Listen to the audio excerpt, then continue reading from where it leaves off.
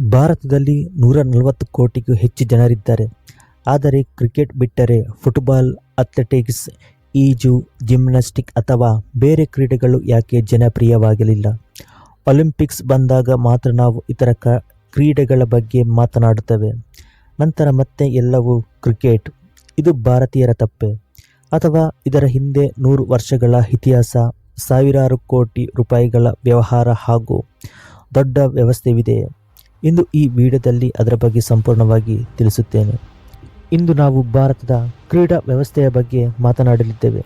ಈ ವಿಡಿಯೋದಲ್ಲಿ ಯಾವುದೇ ಕ್ರೀಡೆಯನ್ನು ಟೀಕಿಸುವ ಉದ್ದೇಶವಿಲ್ಲ, ಬದಲಾಗಿ ಕ್ರಿಕೆಟ್ ಹೇಗೆ ಅಗ್ರಸ್ಥಾನದಲ್ಲಿದೆ ಮತ್ತು ಉಳಿದ ಕ್ರೀಡೆಗಳು ಯಾವ ಸವಾಲುಗಳನ್ನು ಎದುರಿಸುತ್ತಿವೆ ಎಂಬುದನ್ನು ವಾಸ್ತವಾಂಶದಲ್ಲಿ ಆಧಾರದಲ್ಲಿ ನೋಡುವ. ಕ್ರಿಕೆಟ್ ಭಾರತದಲ್ಲಿ ಹುಟ್ಟಿದ ಆಟವಲ್ಲ. ಬ್ರಿಟಿಷರು ಆಡಳಿತ ಸಮಯದಲ್ಲಿ ಕ್ರಿಕೆಟ್ ಭಾರತಕ್ಕೆ ಬಂತು. ಆರಂಭದಲ್ಲಿ ಇದನ್ನು ಬ್ರಿಟಿಷ್ ಅಧಿಕಾರಿಗಳು ಆಟವಾಡುತ್ತಿದ್ದರು.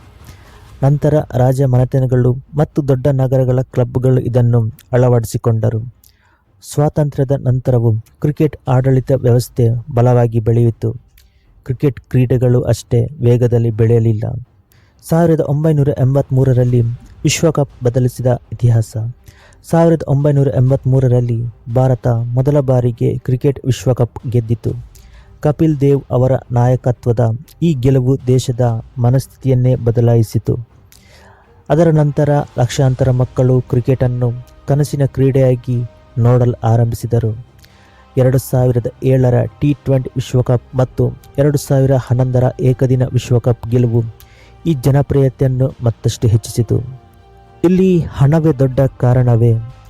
ಇಂದಿನ ಕ್ರಿಕೆಟ್ ಕೇವಲ ಆಟವಲ್ಲ, ಇದು ಪ್ರಸಾರ ಹಕ್ಕುಗಳು, ಜಾಹೀರಾತುಗಳು, ಪ್ರಾಯೋಜಕರು, ಫ್ರಾಂಚೈಸಿಗಳು ಮತ್ತು ಡಿಜಿಟಲ್ ವಿಷಯಗಳ ಮೂಲಕ ಸಾವಿರಾರು ಕೋಟಿ ರೂಪಾಯಿ ವ್ಯವಹಾರ ಉದ್ಯಮವಾಗಿದೆ. ಹೆಚ್ಚು ಪ್ರೇಕ್ಷಕರು ಇರುವ ಕಡೆ ಹೆಚ್ಚು ಜಾಹೀರಾತು ಬರುತ್ತದೆ. ಹೆಚ್ಚು ಜಾಹೀರಾತು ಬಂದರೆ ಇನ್ನಷ್ಟು ಹೂಡಿಕೆ ಬರುತ್ತದೆ. ಇದರಿಂದ ಕ್ರಿಕೆಟ್ ಇನ್ನಷ್ಟು ಬಲವಾಗುತ್ತದೆ. ಇನ್ನು ಇದರಲ್ಲಿ ಮಾಧ್ಯಮಗಳ ಪಾತ್ರ. ಒಂದು ಕ್ರಿಕೆಟ್ ಪಂದ್ಯ ನಡೆಯುವಾಗ ದಿನಪೂರ್ತಿ ಸುದ್ದಿವಾಹಿನಿಗಳು, ಯೂಟ್ಯೂಬ್ ಮತ್ತು ಸಾಮಾಜಿಕ ಜಾಲತಾಣದಲ್ಲಿ ಅದೇ ಚರ್ಚೆಯಾಗುತ್ತದೆ.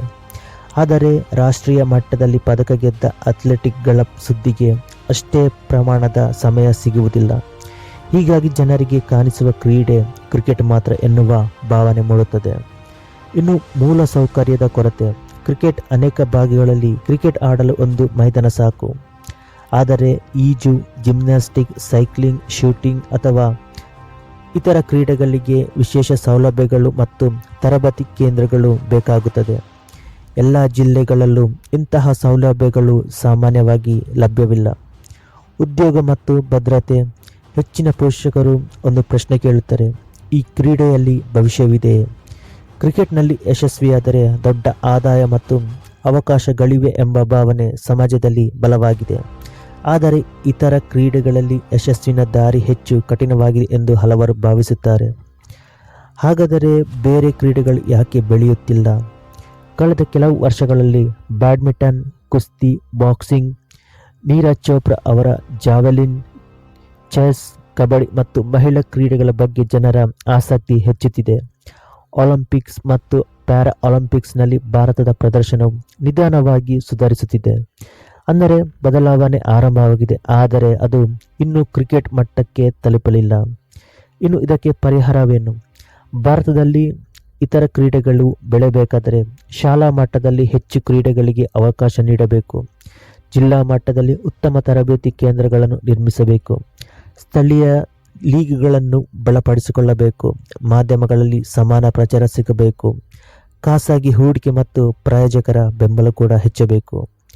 ಭಾರತದಲ್ಲಿ ಕ್ರಿಕೆಟ್ ಜನಪ್ರಿಯವಾಗಿರಲು ಕೇವಲ ಭಾರತೀಯರಿಗೆ ಅದು ಇಷ್ಟ ಎಂಬ ಕಾರಣಕ್ಕೆ ಮಾತ್ರವಲ್ಲ. ಅದರ ಹಿಂದೆ ಇತಿಹಾಸ, ದೊಡ್ಡ ಆಡಳಿತ ವ್ಯವಸ್ಥೆ, ಆರ್ಥಿಕ ಶಕ್ತಿ, ಮಾಧ್ಯಮದ ಬೆಂಬಲ, ವ್ಯಾಪಾರ ಮಾದರಿ ಮತ್ತು ದಶಕಗಳ ಹೂಡಿಕೆ ಇದೆ.